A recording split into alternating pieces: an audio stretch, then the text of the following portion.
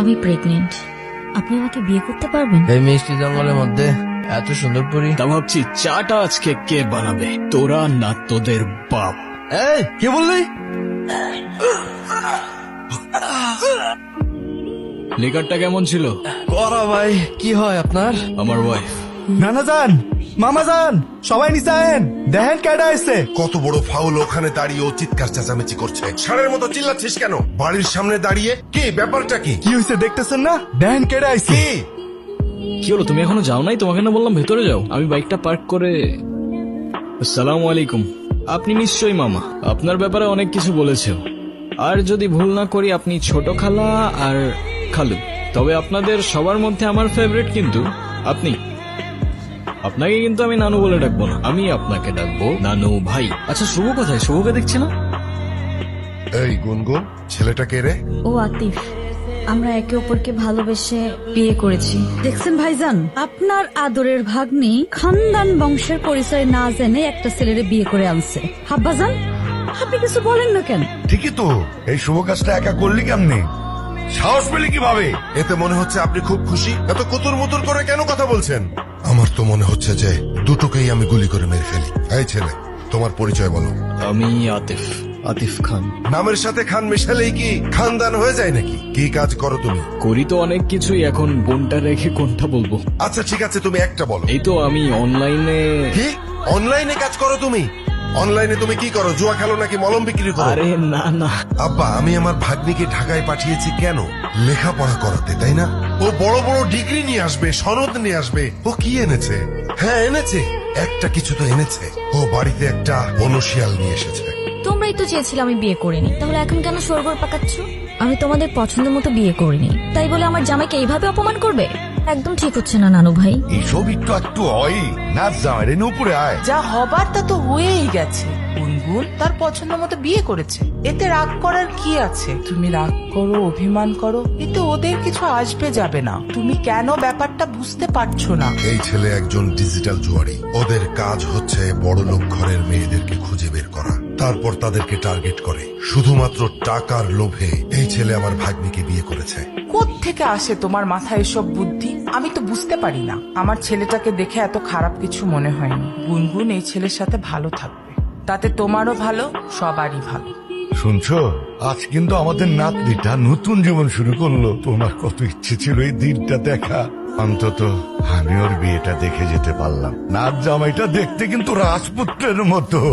আমাকে ভাই বানিয়ে ফেলেছে। আমি এখন একা নয়। কিছু বলবা? এই সব কিছুর মধ্যে আমি একটা জিনিস বুঝলাম না। তা কি বুঝতে পারো নাই তুমি? তুমি এইসবে রাজি কেন হলে? এত বড় রিস্ক যদি কেউ জানতে পারে তাহলে তো তোমারও তো একটা জীবন আছে, তোমার ভয় লাগলো না? আমার জীবন তো রিস্কের উপরেই চলে। সবার লাইফের পূর্ণতাতেই তো কারোর না কারোর একটা ইম্পর্টেন্ট ক্যারেক্টার থাকে। হতে পারে খোদার তরফ থেকে তোমার লাইফের সেই ইম্পর্টেন্ট ক্যারেক্টারটা আমি, হতেও তো পারে না। তোমার মতো মানুষ তাকদিরে থাকলে হয়তো জীবনটা অনেক সহজ হয়ে যেত। তা নানা ভাই, তুমি কি আমার নাতনির সাথে এক ইউনিভার্সিটিতে পড়ো? না না না ভাই, আমার ভাগ্নি প্রাইভেট ইউনিভার্সিটিতে পড়ে। নামের সাথে শুধু খান লাগালে তো আর হয় না, পাশাপাশি বাবার ব্যাংকে মালামাল থাকা লাগে। মামা ইউনিভার্সিটিতে তো পড়িনি, তবে আমিও গ্রাজুয়েটেড। সফটওয়্যার ইঞ্জিনিয়ারিং শেষ করেছি। যদিও আমি বলবো না, তবে you guys can call me engineer. বেশ ভালো। আবা, বেশ ভালো বললে হয়ে যাবে?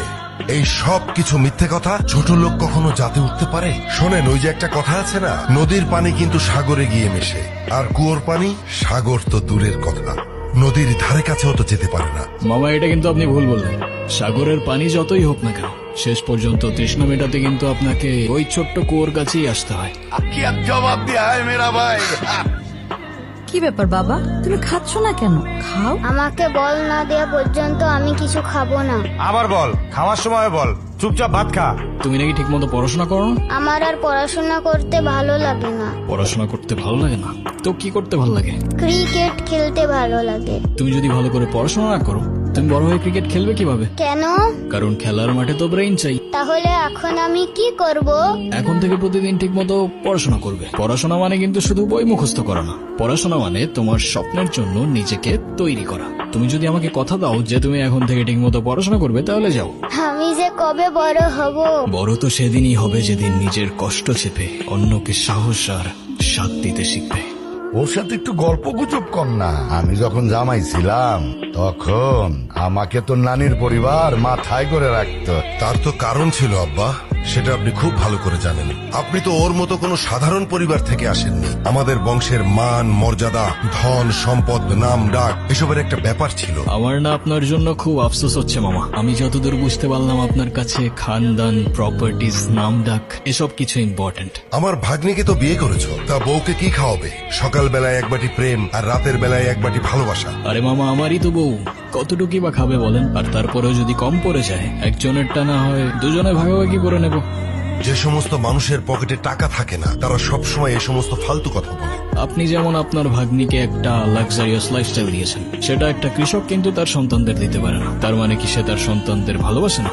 আমি জানি আমার কথাগুলো আপনার মানতে একটু কষ্ট হবে, তবে বিশ্বাস করুন, কৃতজ্ঞতা আর সম্পর্কের মূল্যতেই থাকে ভালোবাসার পারফেকশন। তোমার পরিবারে কে কে আছে?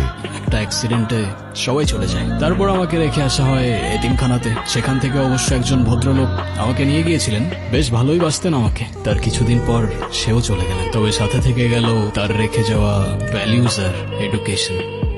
আর আমার নিজের একটা রেস্টুরেন্টও আছে। আমি বিশ্বাস করি যে জীবনে টাকা দিয়ে সুখ কেনা যায় না, যদি না সেই সুখ তাকদীরে লেখা থাকে। এটা আমার সবচেয়ে প্রিয় জায়গা। ছোটবেলায় এখানে বসেই আকাশে ঘুড়ি খুঁজতাম, আর যখনই মা বাবার কথা মনে পড়তো একা একা বসেই কাঁদতাম। প্রথমবারের মতো যখন তোমার বাড়িতে ঢুকলাম না, সবাইকে দেখে কেমন যেন অদ্ভুত লাগছিল। অদ্ভুত কেন? কারণ আমি কখনো কল্পনাও করিনি যে একটা বাড়ির ভেতরে ঢুকলে এমন নতুন একটা দুনিয়া খুলে যেতে পারে। তোমার মামা যতই রাগ দেখাক, আমার কেন যেন মনে হয় তোমাকে অনেক ভালোবাসেন উনি। নানু ভাই যখন চোখে চোখ রেখে ভাই বলে ডাকেন, তখন মনে হয় আমি আর একা নেই। আমি তো শুধু অভিনয়ের নামে এসেছিলাম, এখন অভিনয় করতে করতে যে আমি তোমার পরিবারের মায়ায় পড়ে যাব, সেটা আমি বুঝতে পারিনি। একটা ভয় আগুনের মতো করে আমার বুকের মধ্যে চেপে বসে আছে। এই আতিফ ছেলেটাকে আমি যত দেখছি, ততই যেন মনে হচ্ছে ওর চোখে মুখে অনেক কথা আছে, কিন্তু কথাগুলো মুখ দিয়ে বলছে না। ভালো মানুষ চোখেই কথা বলে, মুখে বলে না। আতিফ যদি ভালোও হয়, তবু তো ভয়টা আমার রয়ে গেছে। আমার বোনকে আমি আমার চোখের সামনে নিঃশেষ হয়ে যেতে দেখেছি। গুনগুন যদি সেই একই ভুল করে, এই আতিফ ছেলেটা যদি গুনগুনের বাবার মতো গুনগুনকে ছেড়ে চলে যায়, গুনগুন হয়তো একসময় মেনে নেবে, আমি মানতে পারবো না। আমাদের তো কোনো সন্তান নেই, ওই আমাদের সন্তান। তুমি যদি ভয় থেকে ওকে দূরে সরিয়ে দাও, তাহলে সেই পুরনো ঘটনার আবার পুনরাবৃত্তি হবে। যদি ওকে কাছে টেনে নাও, তাহলে তো এমনও হতে পারে পুরনো ঘটনার আর পুনরাবৃত্তি হবে না। তোমার কথা শুনে এখন মনে হচ্ছে যে ভয়কে জয় করার সময় বোধহয় চলে এসেছে। এই কে আপনি? আমি রাফিজ, গুনগুনের বয়ফ্রেন্ড। ছেলেটা কি বলছে এ সমস্ত? ও ঠিকই বলেছে, আমি গুনগুনের কিছুই না। আমাদের বিয়ে হয়নি, আর এতদিন যা ছিল তার পুরোটাই ড্রামা। গুনগুন রাফিজকে ভালোবাসে। যখন আপনারা গুনগুনের জন্য বিয়ে ঠিক করতে ব্যস্ত ছিলেন, ও কার সঙ্গে ভবিষ্যৎ করবে তা খুঁজতে ব্যস্ত ছিলেন, তখনও লড়ছিল একা। তবুও আপনাকে কিছু বলার সাহস করতে পারেনি, কারণ ও জানে আপনি ভালোবাসায় বিশ্বাস করেন না। আর তাই সেদিন আমি এসেছিলাম। আতিফ, আমি তোমাকে মিথ্যে বলেছিলাম, আমি প্রেগনেন্ট না। এই মিথ্যেটাও তো তোমার ভালোবাসার মানুষকে পাওয়ার জন্যই বলেছিলে না? তুমি তাকে পাওয়ার জন্য কোনো কিছুই আর বাদ রাখলে না গুনগুন, আর তাই হয়তো তোমার তাকদীর আজ তাকে তোমার কাছে এনে দিয়েছে। আমার জন্য তোমার অনেক কিছুই ফেস করতে হয়েছে। তুমি চায়না থেকে চলে কেন এলে? চায়না গিয়ে এবার কি হয়েছে জানো? আমার নতুন কিছু বায়ারের সঙ্গে পরিচয় হয়। ওরা তো বাংলাদেশে ব্যবসা করতে আগ্রহী, এর জন্য ওরা পার্টনার খুঁজছে। ওদের সঙ্গে যদি আমি ইনভেস্ট করতে পারি, তাহলে আমার ফিউচারের জন্য খুবই উপকার হবে আর কি। তোমার মামার তো অনেক সম্পত্তি, মানে টাকা পয়সা আছে আর কি। তোমার মামা কি তার ভাগ্নিকে খালি হাতে বিয়ে দিবে? তুমি ফিরেছো ঠিকই, কিন্তু ফিরেছো নিজের জন্য। ভালোবাসার নামে নিজের স্বার্থ নয়। কি বলতেছো তুমি এসব? আর এসব কিচ্ছু না। তোমার মুখ থেকে আর একটা শব্দ না। আজ আমার নিজের উপর রাগ হচ্ছে। আমি তোমাকে ভালোবেসেছিলাম। তুমি জানো আমি তোমার জন্য কি কি করেছি? তোমার জন্য আমি আমার ইচ্ছের বিরুদ্ধে গিয়ে আমার ফ্যামিলির সাথে মিথ্যে নাটক করেছি। আর আতিফ, তার তো আমার কাছে কোনো চাওয়া পাওয়া ছিল না, তবু আমার জন্য, আমার সম্মানের জন্য সে এই বাড়িতে এসেছে। যে মানুষটা আমার জন্য এত কিছু স্যাক্রিফাইস করলো, তাকেই আমি মিথ্যা বলেছি, আর সেটাও শুধুমাত্র তোমার জন্য। আর আজ তুমি এসেছো, সাথে করে নিয়ে এসেছো টাকার হিসেব, ব্যবসার প্রজেক্ট। এটা নতুন কিছু না। তুমি যখনই আসো তখন ভালোবাসা নয়, তোমার দরকার নিয়ে আসো। তোমার আতিফের কাছে যাও, তোমার প্রেম ভালোবাসা সব তার সাথেই মানে। একই বাড়িতে থাকো, একই ঘরে থাকো, না জানি কি কি হয়েছে এর ভেতরে। আমি তোমাকে ভালোবাসি না। তুমি এখন এই মুহূর্তে এখান থেকে চলে যাবা। তুই আজকে যেটা করেছিস একদম ঠিক কাজ করেছিস। আমি না তোকে কোনোদিন বুঝিনি, বুঝবো কি করে, বোঝার চেষ্টাই তো করিনি। তোকে শুধু সুখে রাখতে গিয়ে আমি সবকিছু তোর উপর চাপিয়ে দিয়েছি। সুখ জোর করে আসে না, সুখ তাকদিরে থাকতে হয়। তুই একটু তোর নানুর কাছে যা না। আব্বা খুব ভেঙে পড়েছে। আতিফ বাসা থেকে চলে গেল আর আব্বা কান্নাকাটি শুরু করেছে।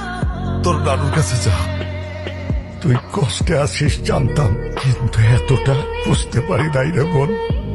ভালোবাসা মানে শুধু পাশে থাকা না, ভালোবাসা মানে তুই হাসলে তার প্রাণটা হাসে, আর তুই কাঁদলে সেও ভেঙে পড়ে। ওর চোখে যে কি মায়া ছিল বোন, সেই চোখ কখনো মিথ্যা বলতে পারে না। ও শুধু তোকে চাইনি, তোকে রক্ষা করেছিল, তোকে আগলে রেখেছিল নিজের সবটুকু দিয়ে।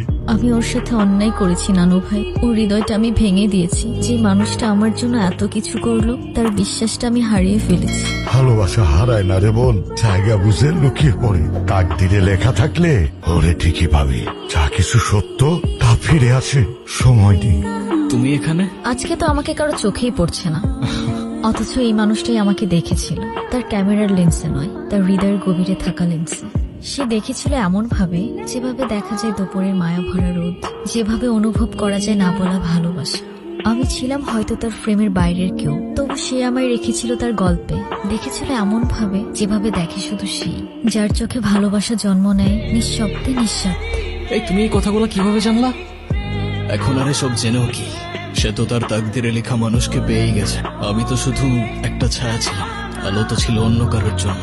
চায়না জিনিস, তাই ভেঙে যাওয়ার আগেই ছুঁড়ে ফেলে দিয়েছি। আমি আমার ক্যামেরায় অনেক কিছু দেখি জানো, আলো, ছায়া, রং, মানুষের মুখ, মুহূর্ত ধরে রাখি ফ্রেমে। তবে আমার সবচেয়ে পছন্দের ছবিটা কখনো আমার ক্যামেরায় তুলে উঠতে পারিনি, কারণ সেই ছবিটা ছিল আমার কল্পনায়। আর তার পাশে হয়তো তোমার ছবি। তুমি যখন আমার ডায়েরিটা পড়েছো, তার মানে আমার ভাঙা স্বপ্নগুলোকেও দেখেছো। তুমি তোমার ক্যামেরায় কত কিছুই না দেখো, কিন্তু তুমি যখন আমার জীবন থেকে চলে গেলে, আমার সব রং হারিয়ে গেল।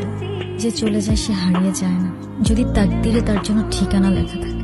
তোমার তাকদিরে আমি আছি কিনা সেটা আমি জানি না, তবে সেই ছোটবেলা থেকেই একটা জিনিস চাইতাম জানো, একটা ঠিকানা। এখন তুমি যদি বলো আমি তোমার তাকদিরে আছি, তাহলে আমার সেই ঠিকানার নাম হয়ে যাবে তুমি। এখনো যদি না বুঝো, সেই ঠিকানায় আমি দাঁড়িয়ে আছি, তোমার সামনে, তোমার হয়ে। তবে শুধু ভালোবাসার জন্য না, একসাথে বাঁচার জন্য, একটা জীবন গড়ার জন্য। যে ঠিকানায় শুধু তুমি আর আমি। এবার তুমি বলো, আমি তোমার তাকদিরে আছি কি?